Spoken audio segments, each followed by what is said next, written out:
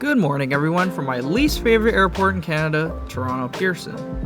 I got a nice short one for you today, as I wasn't planning on filming this segment at all. But first things first, it's time to check out the Air Canada Cafe. This was introduced not too long ago, as a separate addition to Air Canada's Maple Leaf Lounge. It features a ton of hot and cold ready food options available for you to dine here or take away on your next flight.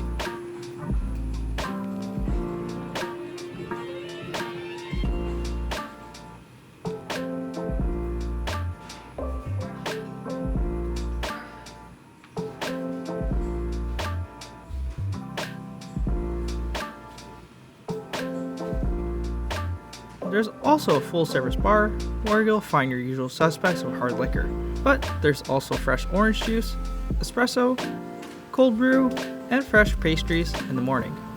They also had some cold pressed juice, which was great to shake up the gut from the airplane food I've been eating over the last 10 hours.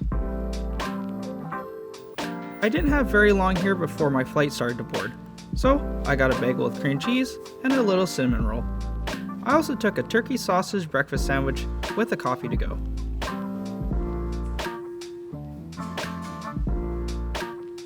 I love this place.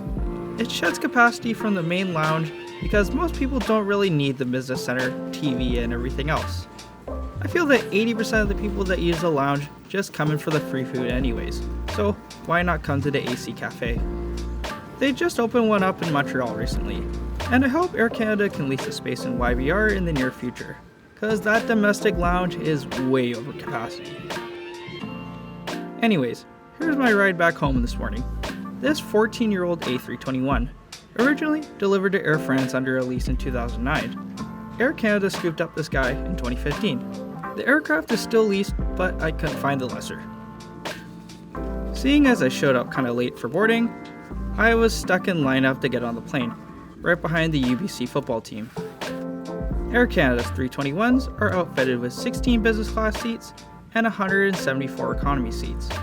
This business class seat has been around for quite some time now, but I got some good news at the end of this video. Waiting at the seat were 2 bottles of water and menus for breakfast this morning. Between the 2 seats are a pair of universal power outlets, along with an extendable drink holder. The tray table comes out of the armrest and is very long. It makes contact with the center armrest, so it's nice and sturdy.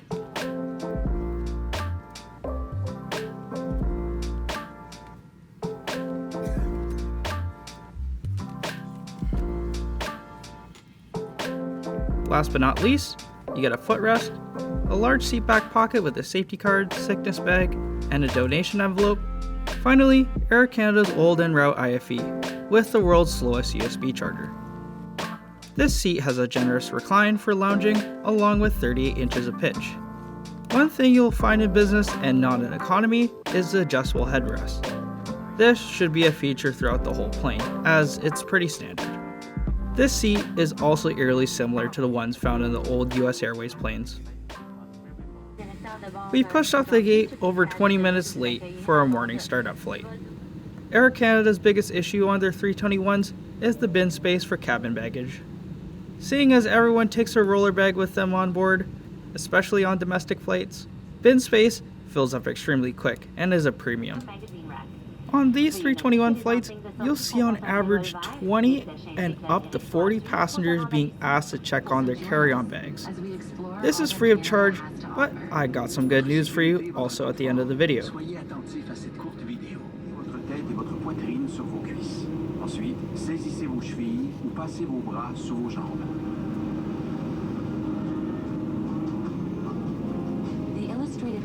So to provide some missing context for this morning, I just had a few day getaway in Rio, and I'm making my way back home now. I wasn't able to get an upgrade on any of my previous flights, but the one I'm on right now, this entire trip, which is a bit ironic and just pure luck. Getting an upgrade out of Toronto or Vancouver going to either city is extremely hard. I haven't got one in a very long time. So why not make a video out of it?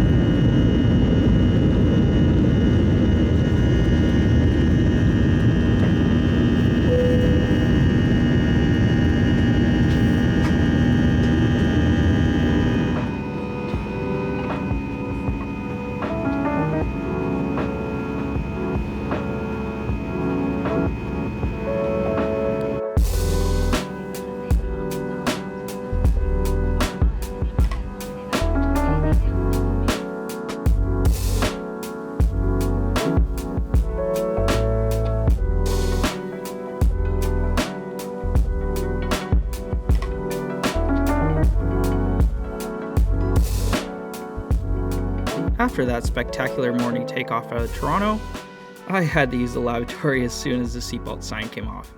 If you've been watching my videos for some time now, lavatories are standard affair. There's hand moisturizer available, and it was kept pretty clean throughout the whole flight. I used the one in economy later on this flight, and it was an absolute mess. I probably went doubt it was from that football team.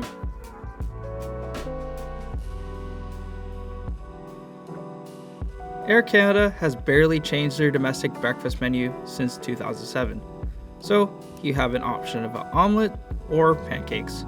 But on some morning flights, they have muesli available.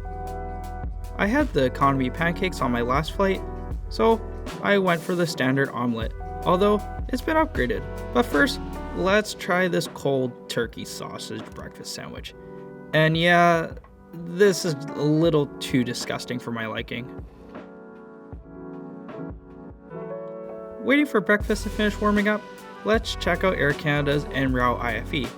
This has also been around since 2007 and is horrendously slow and has extremely outdated UI.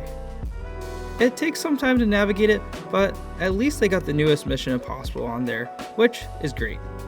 Air Canada has always had the newest releases available for both movies and TV shows, despite which IFE you're using.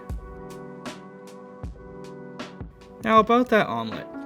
This has actually been upgraded by trading out the diced potatoes for seasoned hash browns, the white sauce is gone, the sausage has changed, one for miles better, and the eggs were a lot fluffier, and the tomato chutney has a lot better flavor. A great change up for something that was extremely repetitive. The yogurt and fresh fruit are always a good compliment. Seeing as I just came off a 5:30 AM arrival post red eye, it's time for a nap. When I woke up, I visited the galley where a snack tray was available. Not as extensive as what you'll find on the wide bodies, but you can't go wrong with a bag of chips.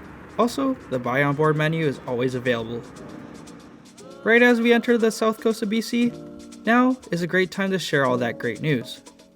Air Canada wants to keep their 321s for a bit longer, so they just started to upgrade their cabins on the 321s to be on par with their 737 MAXs and A220s. The seat are the same ones you'll find on those two aircraft, with the addition of Airbus XL overhead bins to accommodate more carry-on bags, and two outside cameras to get all those outside views. A first for the Air Canada fleet. Well, kinda. Their 777-300s have cameras on them, but just for the pilot's use only. They haven't tapped into those for the passengers yet.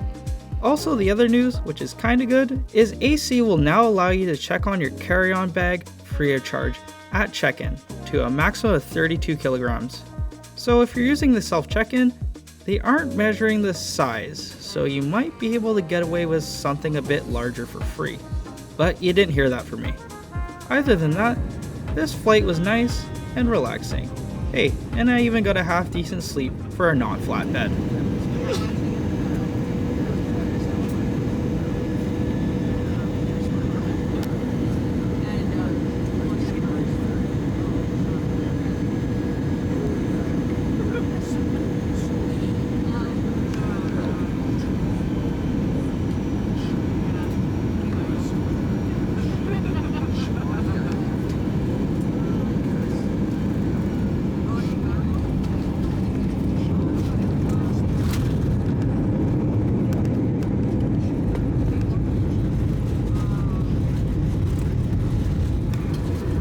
Welcome to Vancouver. The local time is 9:20 a.m. Please remain seated with your seatbelt fastened and your baggage so that the seatbelt sign has been turned off.